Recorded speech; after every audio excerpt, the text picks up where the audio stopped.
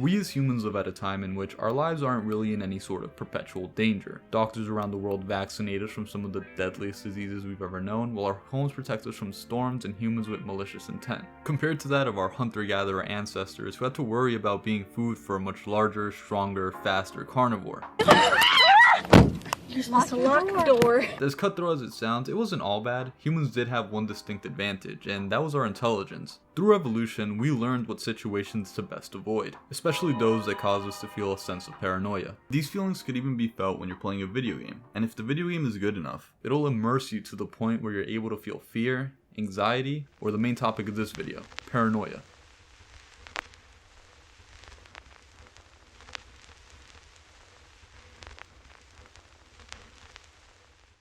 So for those of you who are actually wondering how video games make you paranoid or intensify that paranoia you feel, it's actually a lot simpler than you may think. Threats and situations which you encounter in video games will set your mind to an emotionally overwhelming sense of self-awareness, preparing you for whatever may come. This in turn becomes paranoia when the rational side of your thinking mind reminds you that the game is purely fictitious. But like I said, if the game is good enough to the point where it immerses you, it doesn't matter because these feelings will encompass you. But forget all that boring shit, let's talk about some of our favorite video games and see just how they manipulate our feelings.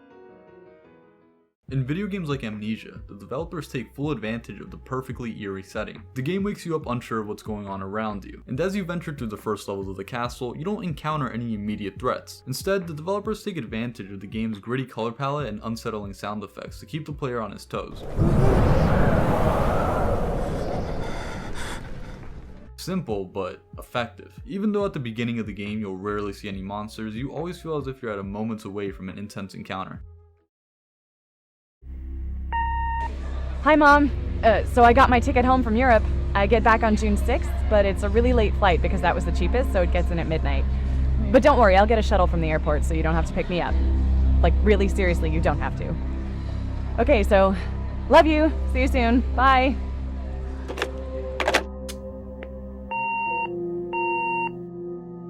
Gone Home, a video game or movie depending on who you ask, by Steve Gaynor and published by Fulbright, Steve's company. The story of Gone Home and Amnesia are similar in, well actually they're not similar at all, they're quite distinct actually. Gone Home instead uses the same illusions that you'd see at the beginning levels of Amnesia to strike a sense of paranoia into the player. From the well-written story to the subtle details that really make you feel as if you're back in 1995, the game will take full grasp of you, and use your own intuition against you. And as you progress through the relatively short game, you can't help but notice the underlining sinister tone. Lily, I need to talk to you.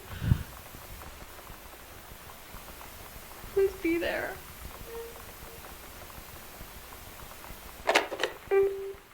All these things are done purposely to make your brain overcompensate for what's really going on. You'll especially realize this as you finish the game and the entirety of the story unravels. Katie, I'm so sorry. Another great game that uses and manipulates your own psyche in the same way Gone Home does is Firewatch. In most pieces of media, the story itself tends to be the most boring and mundane part to talk about. But in Firewatch, where the story itself is the main appeal of the game, I have no choice but to give you a brief rundown of the plot. You play as Henry, who just started a new job as a firewatch in the woods of Wyoming. Throughout the game, you playfully banter over the radio with your boss Delilah, and as the days progress, things start to get a little weird. The two girls you encounter on your first day go missing, and upon examining their now destroyed campsite, you find a note detailing how they've been terrorized by a man who they assume to be you. But of course, we the player obviously aren't responsible. From the very beginning of the game, the writers do a great job at making you feel as if you're being watched at all times, and you eventually discover that someone has in fact been monitoring your private conversations over the radio. But because the game is so heavily plot oriented, spoiling any further would be a complete disservice. The game just really is worth the playthrough. In short, the game's in-depth story causes you to feel a distinct personal connection to the game and the characters. Pair this with some paranoia-inducing elements and it suddenly becomes very easy to cause the player to overcompensate for a mystery that really had nothing to do with them from the beginning. If you'd like to learn more about the connection between the player and Henry, there's this great video by Nickmo. And if you'd like to hear more about the expertly written paranoia in Firewatch, this video by Leadhead covers just that. I'll leave a link to both these videos in the description.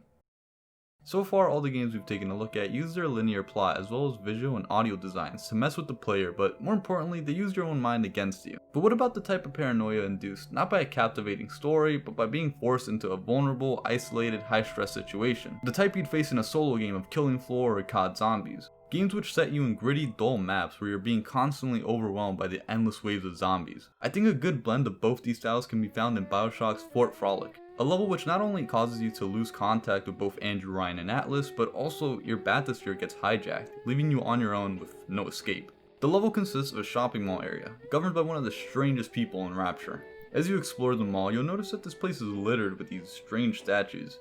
This one room in specific is full of them, and if you explore this room enough, you'll eventually find a button that opens up a hidden room, granting you access to a power to the people station. You use the station, you turn around and... what the fuck?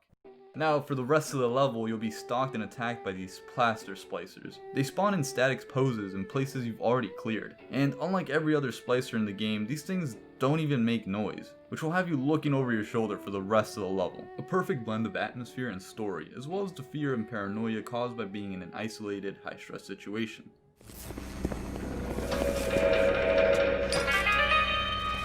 Well, I hope you have somebody to carry on your family name. So to clear up any confusion, this video is originally 4 years old now. The only thing new about it that I redid was the voiceover. Other than that, the script and the gameplay and pretty much everything else you see on screen was done before. It's old, which is why this video might not be up to par with something that I've made more recently. Consider this a bonus video. I just wanted to put it out as a way to show my appreciation for all the love I've gotten on my most recent video. I chose this video because I knew it would only take me a fraction of the time to make this video as opposed to a whole new video from scratch. So in short, thank you for all the love on my MF Doom video, and my next video probably won't be for a long time.